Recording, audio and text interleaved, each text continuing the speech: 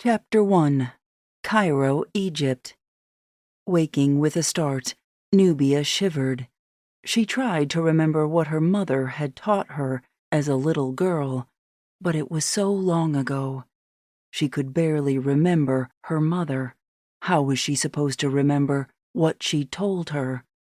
She'd been dying when she told her how special she was, and that it was important for her to hone her gift if she were to, heaven forbid, have to use it in her lifetime. Then, someday, she'd pass her gift down to the next generation. That's all she could remember. Nubia sat up and stared at the darkness with her arms crossed over her chest. It had suddenly grown cold in her room, ice cold. She pulled her blanket around her shoulders and tried to concentrate, tried to remember. Was there anything else her mother had told her? Over the years, Nubia had become well-versed in meditation and prayer, trying to hone her gift, as her mother had directed her before sickness took her away. She had fleeting glances at the future that had helped other people in their lives. She lived by the religion of her ancestors and prayed to both Egyptian gods and goddesses for guidance, but she kept who she prayed to and her religious thoughts to herself, since they clashed with those of her friends and family. If she had faith and guidance in a higher being or beings and did what she could to help others, she believed that was what she needed to do. But this gift? It had to be more than seeing glimpses of the future to help guide other people. The gift her mother mentioned on her deathbed, having been passed down to her, what was she to do with it?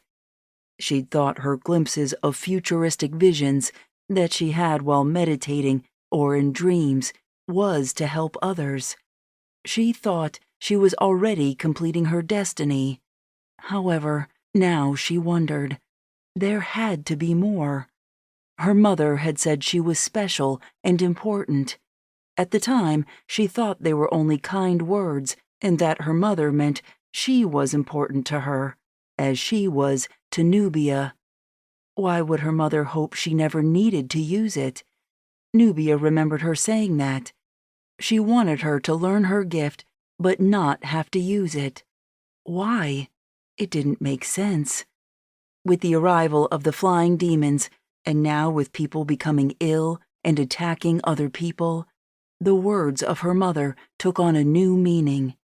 She tried to make sense of the demons and what they were. She tried to tie them to the beliefs and wisdom of her ancestors, but couldn't. They appeared to be a combination of more than one mythical creature. They had the long face of Ammit with razor-sharp teeth.